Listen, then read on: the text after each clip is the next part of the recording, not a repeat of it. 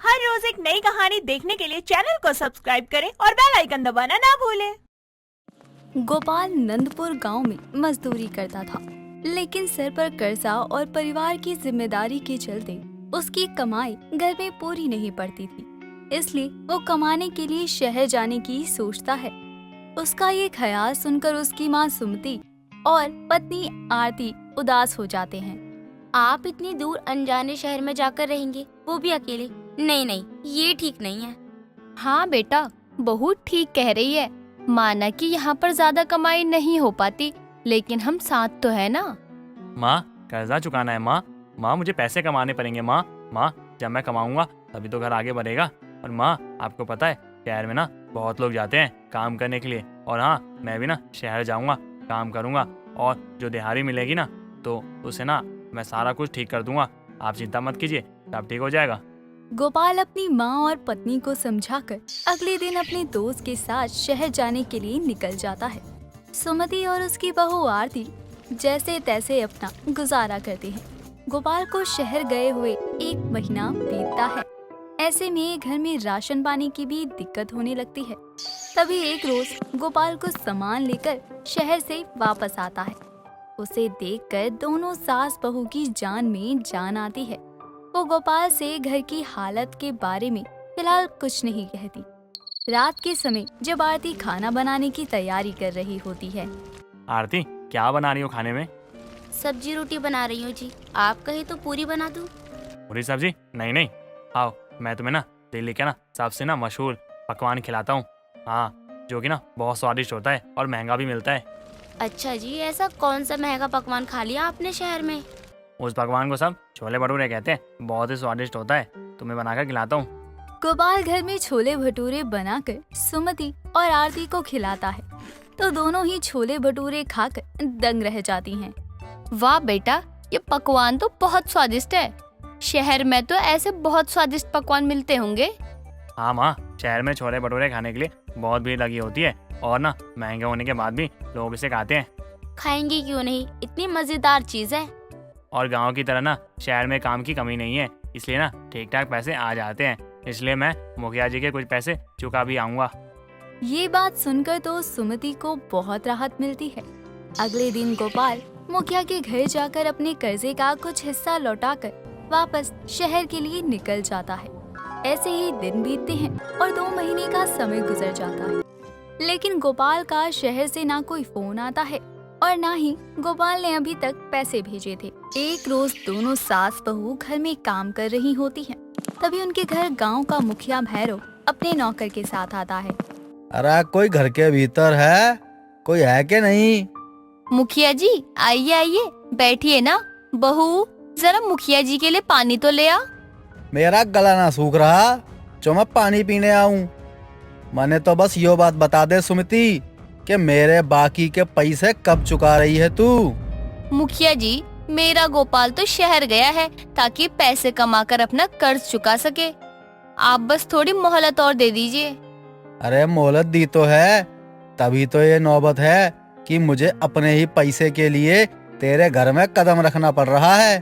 देख सुमति, मैं 1 महीने के बाद कोई बहाने ना सुनूंगा, और ये बात तू कान खोल के सुन ले, वरना ये भैरव पैसे कैसे निकाल सकता है ये दिखाने में ज्यादा समय ना लगेगा मुझे। भैरव धमकी देकर वहाँ से निकल जाता है और अब दोनों सास बहू दुविधा में पड़ जाते हैं, क्योंकि गोपाल भी गांव में नहीं था और उनके घर की आर्थिक स्थिति भी खराब थी। दोनों सास बहू परेशान बैठी होती हैं। तभी वहाँ उनकी पड़ोसन झुमकी एक प्लेट में पूरी सब्जी लेकर आती है। क्या बात है, दोनों सास बहू ऐसे मुरझाई काहे बैठी हो? क्या बताऊं झुमकी, तू तो हमारे हालात जानती ही है ना। अरे जिंदगी भर हालात एक जैसी रहते हैं का? और हालात का रोना छोड़ो, ये आलू पूड़ी खाओ। हमरे गुंजन ने बनाए हैं अपने हाथों से पहली बार। माँ जी, हम छोले भटूरे बेचना शुरू करते हैं, इससे हमारी मुसीबत कुछ तो कम होगी। छोले भाटूर ई का होता है? अरे हम तो आलू पूरी लाए हैं। झुमकी, छोले भाटूर नहीं, छोले भटूरे शहर का पकवान है, उसकी बात कर रही है बहू। लेकिन बहू, वो तो मुझे बनाने ही नहीं आते, और फिर खाने का कोई सामान बेचने के लिए पहले लागत भी तो लगानी पड़ती है। माँ जी, छोले भटूरे मुझे बनाने आते हैं। और सोचिए, गांव में जब लोग ऐसा स्वादिष्ट पकवान खाएंगे तो उसकी अच्छी खासी बिक्री तो होगी ही ना। दोनों सास बहू की बात आलू पूरी देने आई उनकी पड़ोसन को समझ नहीं आती, जिसके बाद सुमति और आरती उसे सब समझाती हैं और उसे कुछ पैसों की मदद मांगती है। पड़ोसन होने के नाते झुमकी उनकी मदद करती है और उन्हें कुछ पैसे उधार दे देती है, जिससे दोनों सास बहू छोले भटूरे बेचने की तैयारी करते हैं। और कुछ दिनों बाद दोनों बाजार में अपना छोले भटूरे का ठेला लगाते हैं। उन्हें देखकर बाजार में बाकी पकवानों की दुकान लगाने वाले हैरान रह जाते हैं। ये कौन सा पकवान बेचने आई सास बहू? लगता है मुखिया जी को बताना पड़ेगा। आओ आओ, स्वादिष्ट छोले भटूरे खाओ, गर्मा गर्म मसालेदार छोले भटूरे। आहा, खुशबू तो बड़ी अच्छी आ रही है। बहन, जरा मुझे भी एक प्लेट खाने को दो छोले भटूरे। हाँ बिल्कुल बहन जी, आप एक बार खाएंगे तो आपकी जीभ से इसका स्वाद जाएगा ही नहीं। इतना कहकर सुमति उसे एक प्लेट छोले भटूरे खाने के लिए देती है और उसे खाते ही उस औरत की आंखों में चमक आ जाती है। वाह वाह, क्या स्वाद है, एक टुकड़े में ही आनंद आ गया। बहन, बहुत स्वादिष्ट है। एक काम करो, 2 प्लेट पैक भी कर देना, मैं अपने बच्चों के लिए भी ले जाऊंगी। हाँ हाँ, अभी कर देती हूँ बहन।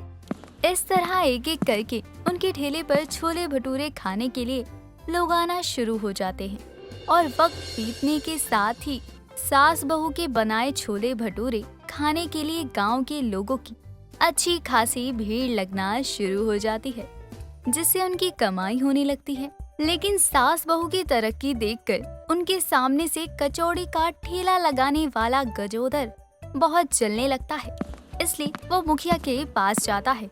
के बात हो गई भाई, जो अपना काम छोड़कर इधर चला आया?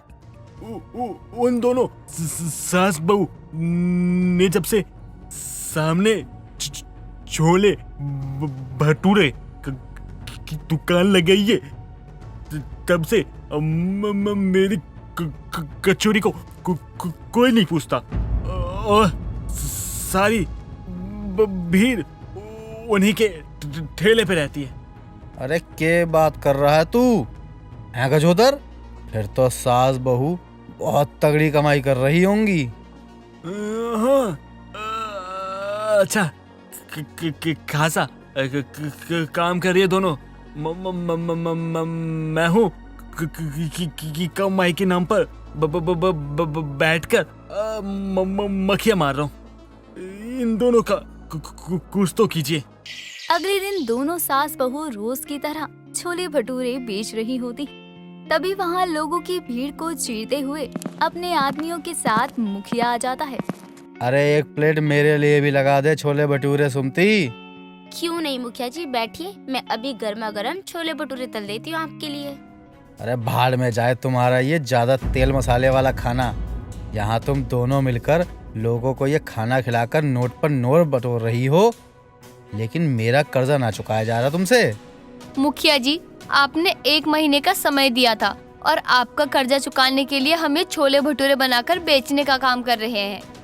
ऐसा है, 1 महीना गया भाड़ में, मुझे 2 दिन के भीतर ही भीतर अपना पैसा चाहिए, वो भी सूद समेत, वरना ये ठेला ना लगाने दूंगा मैं। गांव की मुखिया का दोनों सास बहू के साथ ये बर्ताव देखकर छोले भटूरे खाने आए लोग वहां से चले जाते हैं। सास बहू शाम होने से पहले ही अपने छोले भटूरे का ठेला लेकर घर लौट आती हैं, तो देखती हैं कि घर के बाहर सामान लिए गोपाल खड़ा होता है। उसे देखकर सुमति और आरती दोनों की आंखों में आंसू आ जाते हैं और वो उसे सब कुछ बता देती हैं। बेटा, आखिर क्या हो गया था जो तू इतने समय बाद घर लौटा? हमें तो तेरी कोई खोज खबर ही नहीं थी। माँ मैं ना शहर में कुछ गलत लोगों के जाल में फंस गया था, लेकिन अब मैं संभल गया हूँ माँ, और आप चिंता मत कीजिए। मैं कुछ महीने में ना बहुत मेहनत करूँगा और पैसे जमा करके मैं मुखिया जी का कर्जा भी चुका दूंगा। अगले दिन गोपाल जाकर मुखिया के पैसे लौटा देता है, तो मुखिया भी हैरान रह जाता है, जिसके बाद से सास बहू दोनों अपने छोले भटूरे का ठेला लगाना चालू रखती हैं। तो वहीं गोपाल भी अब शहर ना जाकर गांव में ही मजदूरी का काम करता है। इस तरह सभी मेहनत करके अपने परिवार को चलाने में सहयोग करते हैं। दोस्तों, अगर आपको ये कहानी पसंद आई तो इसे लाइक करें, शेयर करें और कमेंट करके बताएं कि कहानी में आपको सबसे अच्छा क्या लगा।